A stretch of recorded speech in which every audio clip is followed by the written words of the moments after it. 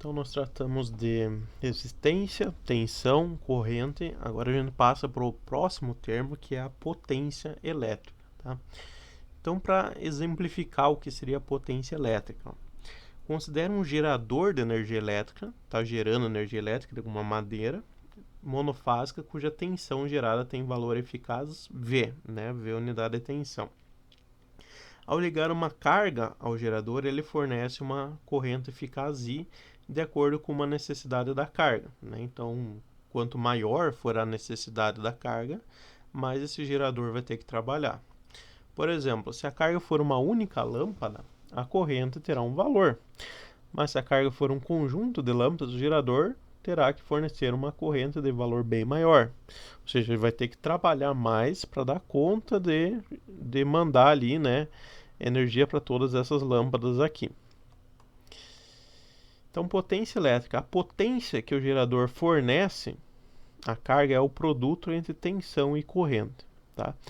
Então, a gente vê muitas e muitas equações e exercícios sobre isso na parte de física, né, sobre eletricidade, mas essa equação aqui, nas instalações elétricas, é a equação que a gente sempre vai estar tendo que utilizar, tá? Então é uma equação muito simples, que vai ser a nossa base aqui durante a disciplina.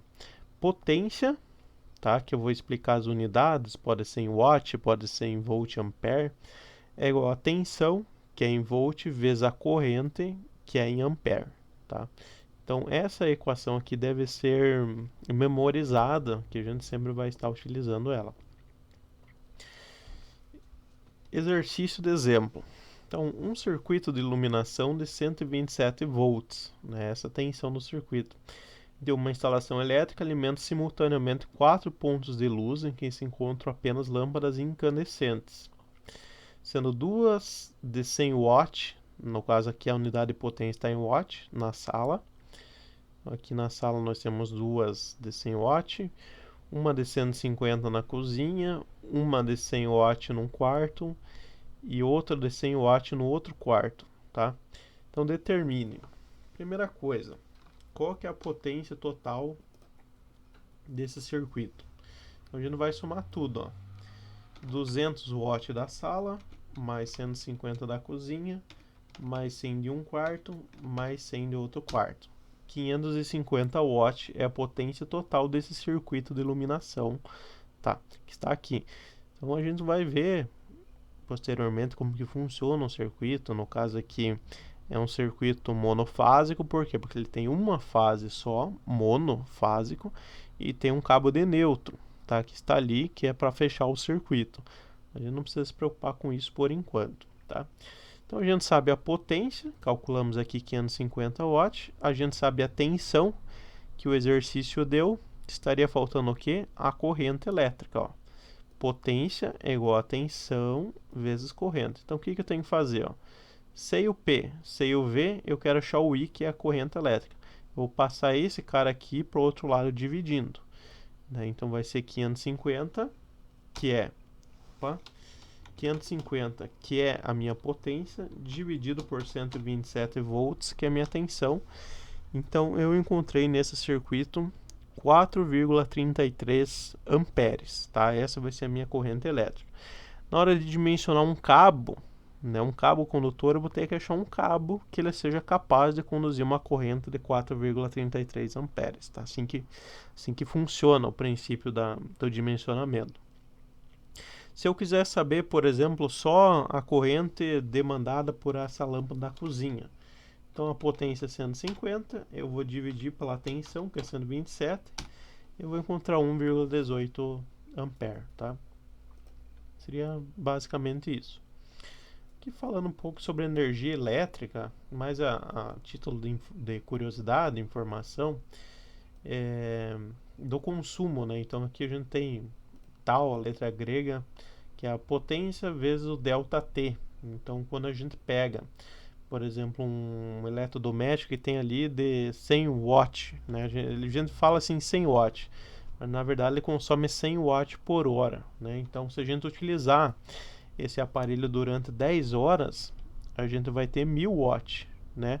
Ou, no caso, 1 kWh, né? A gente pode fazer essa conversão aqui para ficar mais fácil de dizer, né? Não ficar com números tão grandes. Então, se a gente pegar ali a fatura de energia elétrica, tem o valor do quilowatt-hora, né? Que vai variar de acordo com cada concessionária, vai variar de acordo com uma série de fatores.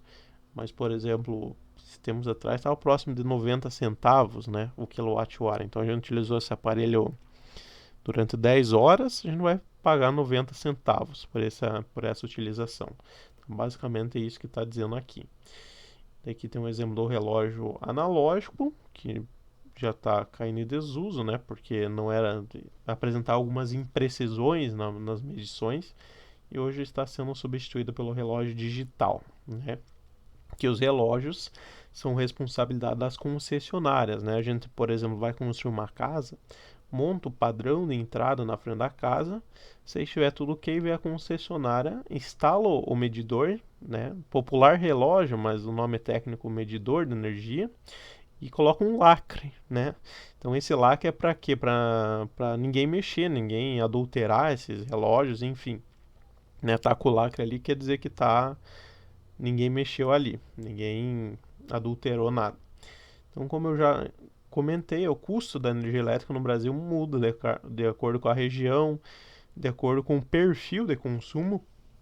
Por exemplo, a energia industrial é diferente da residencial, da rural, etc.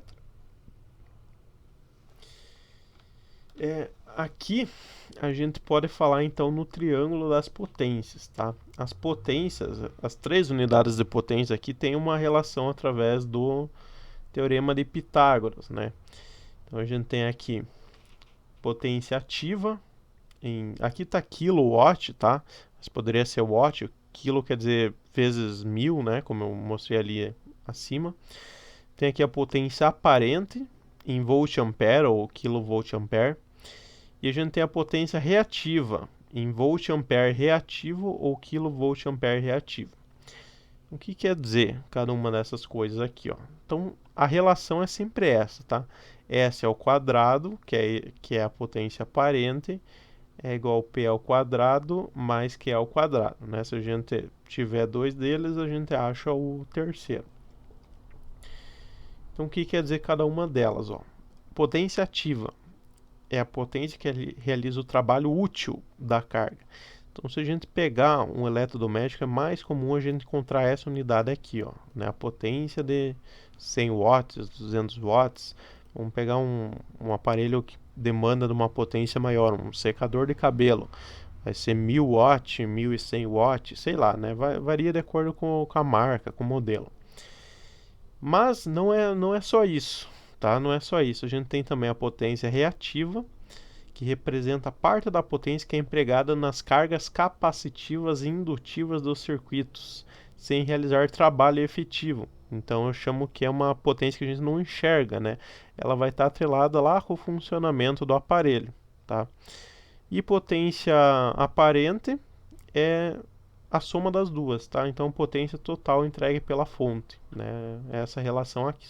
Soma não, né? Essa relação aqui.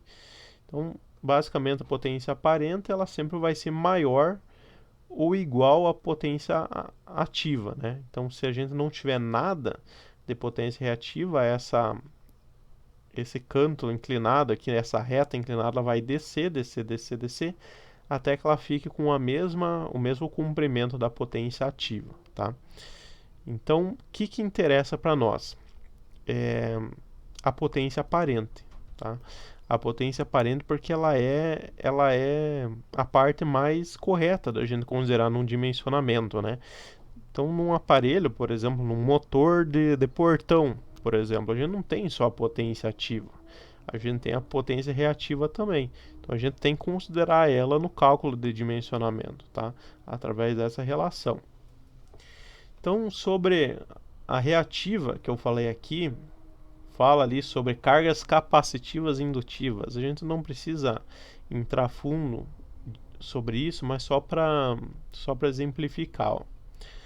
Um circuito puramente resistivo, tá? Que ele não tem nenhuma carga, nenhuma potência reativa. A gente chama de circuito puramente resistivo. Quer dizer que a potência aparente é igual à potência ativa. corrente e tensão em fase, circuito puramente resistivo. Quer dizer que eles estão alinhados. A tensão com a corrente, eles estão alinhados. Ó. Eles trocaram aqui a polaridade no mesmo ponto. Beleza? Agora, circuitos indutivos. O exemplo de motores. A corrente é atrasada em relação à tensão. Tá? Circuito com carga indutiva. Quer dizer o quê? A gente tem a corrente aqui e depois a gente tem a tensão também. Na verdade, a tensão ela sai primeiro e a corrente sai depois, né? Então a gente diz que a corrente está atrasada em relação à tensão. Ó. Ela cruza a polaridade que é atrasado, né? A tensão cruzou primeiro e a corrente cruzou atrasado. Então aqui tem uns exemplos de indutores, que não é o nosso foco, seria mais para o pessoal da engenharia eletrônica, tá? Mas só para a gente exemplificar. E aqui a gente tem os circuitos capacitivos, tá? Que são basicamente o contrário dos indutivos. Então, a corrente adiantada em relação à tensão, tá?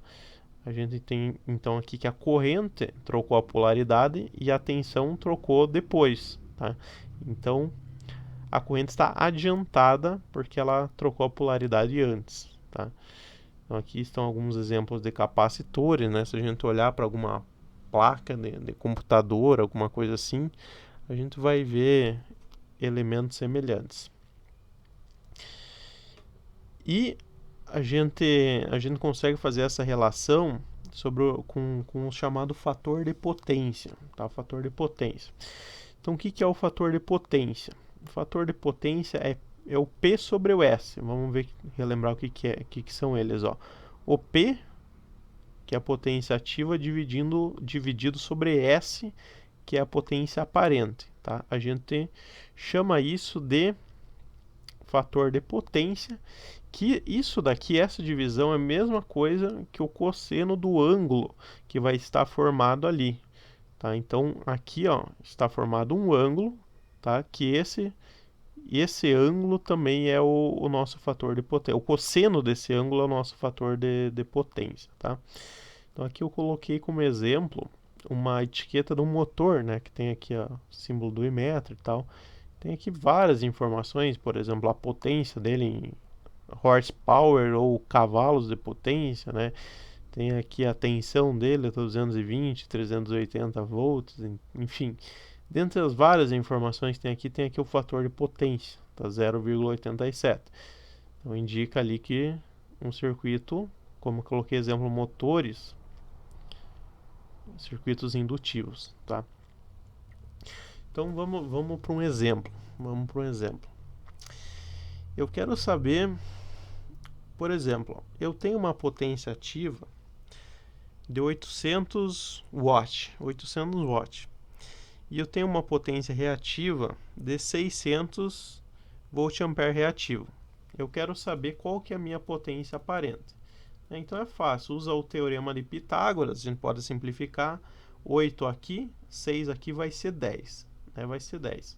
Então vamos usar o AutoCAD aqui para comprovar isso aí.